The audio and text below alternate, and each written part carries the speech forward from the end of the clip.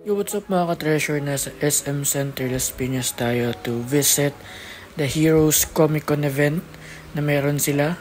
So pasok tayo sa loob to check what goodies we can find. Let's go! So located yung event nila sa second floor, and pagpasok nyo makikita nyo naman agad yung mga toys na naka-display, and hindi siya ganun kalaki.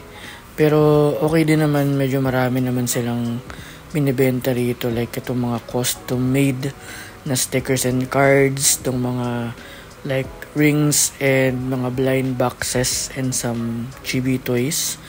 Meron din dito mga trading card games and mga cards na kung ano-ano, and may mga display din silang mga stuffed toys. As you can see, different stuffed toys, cartoons and what. Meron din ditong mga anime figures, mga stickers, and ayan yung naka-display sa baba.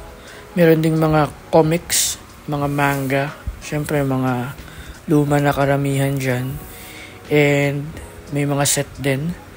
Then dito, ayan, ito yung isa sa mga pinuntahan kong natagalan ako, kasi ang ganda ng offers. As you can see, cards, coins, and other collectibles. Napakarami dito sa store na to. Then, may mga mugs din dito sa other side. Hot Wheels and mga, Zoids, Gundam, and some other anime figure.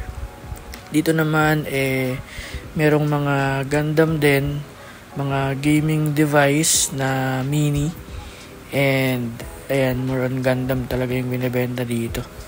Then, meron din dito sa side, ito ay mga loose box na. Pero maganda naman yung quality, as you can see. Then sa loob, meron pang mga ibang naka-display. So, sa side din, mga loose figure, mga stickers and pins naman dito sa side na to.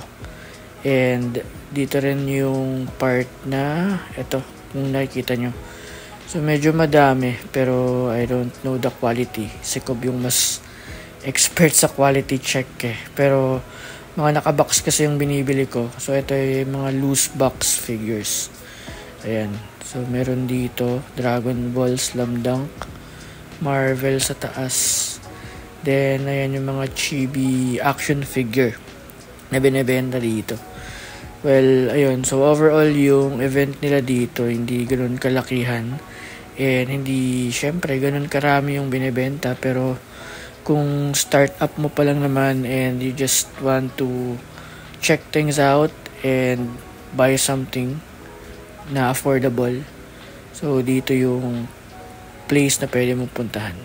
So, ayun lang, na-share ko lang, nadaanan ko lang din. And chinek ko kung meron tayong mabibiling magaganda. So, next event natin na inihintay syempre yung December na Comic Con, pero matagal pa yon. Sana umabot si Cobb. But for the meantime, ayan, ito lang yung nakuha natin. Slifer the Sky Dragon na Yu-Gi-Oh! So, it's only around 400. So, ayan.